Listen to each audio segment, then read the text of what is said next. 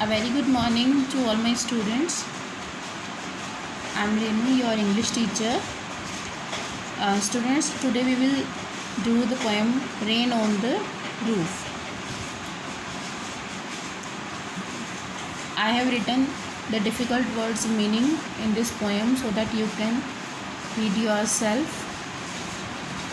तो इस पोएम में क्या लिखा हुआ है कि जब आसमान में काले बादल भर जाते हैं और बारिश होनी शुरू हो जाती है तो क्या कभी आपने उस वक्त बारिश की बूंदों की आवाज़ छत पर पड़ते हुए सुनी है? तो उस वक्त आपके दिमाग में कौन कौन से थॉट आते हैं, कौन कौन सी ऐसी यादें आती हैं, कौन कौन से विचार आते हैं जिन्हें आप लेटे हुए बारिश का आनंद लेते हुए सुनते हैं। तो अब हम ये पोएम पढ़ेंगे और देखेंगे कि इसमें जो पोएट है वो किस चीज़ को याद कर रहा है। जब आसमान में ये घने बादल मंडराते हैं और तारों सा भरा हुआ आसमान होता है, मतलब कि रात के टाइम तो तारों से भरा हुआ होता है। जब इस तारों से भरे हुए आसमान में घने बादल मंडराते हैं तो वो जो अंधेरा होता है वो ये बयां करता है कि ये बादल कितने उदास हैं। मतलब आसमान जब उदास हो जाता है तो काले रंग के बादल आ जाते हैं और वो काला रंग क्या दिखाता है? आसमान की उदासीनता को दिखाता है। और जब बारिश आती है तो ऐसे लगता है कि वो रो रहा है। और हमें कैसा लगता है? हमें बिस्तर पर सोए हुए तकिया सिर के नीचे रखे हुए उस बारिश की आवाज़ को सुनते हुए बहुत ही आनंद प्राप्त होता है कि जो हमारे कानों को बहुत ही मधुर सुनाई देती है। एवरी टिंकल ऑन द शिंगल, मतलब छत पर पड़ने वाली हर आवाज़, मतलब टाइलों पर पड़ने वाली, लकड़ी की टाइलें, पत्थर की टाइलें, उन पर पड़ने वाली हर आवाज़ हमारे कानों को बहुत अच्छी लगती है। इससे क्या होता है? ऐसा लगता है कि ये हमारे हृदय में गूंज रही हो और इतनी ज़्यादा हज़ारों कल्पनाएं हमारे मस्तिष्क में आनी शुरू हो जाती हैं। मतलब हमारे मन के अंदर जो विचार है वो उमड़ने शुरू हो जाते हैं और जो हमारे दिमाग में यादें बसी हुई हैं, हमारे हृदय में हमारे अच्छे लोगों की, हमारे रिश्तेदारों की जो यादें हैं वो हमें आनी शुरू हो जाती हैं। और किस तरह से आती हैं? यादें जब आती हैं तो वो एक से एक ताना बाना बना होता है, पूरा जाल बना होता है और फिर एक एक करके आनी शुरू हो जाती हैं।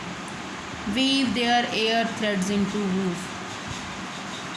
जैसे ही मुझे आवाज़ सुनाई देती है छत पर पड़ती हुई बारिश की, मतलब जैसे जैसे बारिश आ रही है तो यहाँ पर जो पोएट है वो अपनी बचपन की यादों में खो गया है और उसे जब बचपन में बारिश हुआ करती थी तब वो क्या करता था, वो यादों में वो खो चुका है।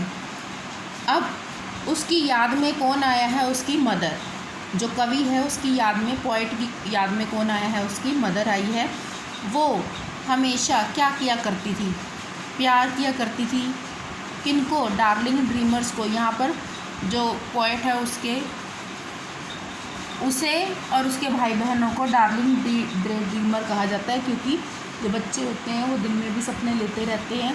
उनकी बातें बहुत ही मज़ेदार होती हैं और बच्चे जो हैं वो मिनट में ही रूठ जाते हैं और मिनट में ही मान जाते हैं। वो मन में किसी के भी प्रति वैर भाव नहीं रखते हैं। तो she left them till the dawn, और प्यार किया करती थी और जो है हमारे साथ रहा करती थी और सुबह होने से पहले ही वो छोड़ जाया हमें करती थी। मतलब सुबह होते ही वो अपने कामों में व्यस्त हो जाती थी और रात को होते ही वो हमें अपने आंचल में लेकर सुलाया करती थी। जब बारिश वगैरह आती थी तब भी और नहीं आती थी तब भी। तो उसके बाद of I feel her found look on me, और अभी मुझे यही नज़र आ रहा है कि वो किस तरह से मेरा ध्यान रख रही है, क्योंकि बारिश आ रही है। मम्मी जो हैं उसकी वो नहीं है इस वक्त, क्योंकि उनकी जो मदर हैं वो एक्सपायर हो चुकी हैं और अभी भी उनकी यादों में उनकी मदर आ रही हैं। जैसे ही वो सुनते हैं छत के ऊपर बारिश की बूंदों की जब आवाज़, छत के ऊपर जब बारिश की बूंदें गिरती हैं तो उनकी आवाज़ जो है वो उनके मन को सुकून देती है और उसे कवि को अपनी मम्मी की याद आ जाती है, क्योंकि इस वक्त वो गुजर चुके हैं। और बचपन में जब वो थे तो जब भी बारिश आती थी तो उनकी मम्मी उनको अपने साथ हृदय के साथ लगाकर सुला लिया करती थी, उन्हें दुलार करती थी। तो अब जो कवि है वो उन चीज़ों को मिस कर रहा है। तो यहाँ पर यही लिखा हुआ है, the rain on the roof.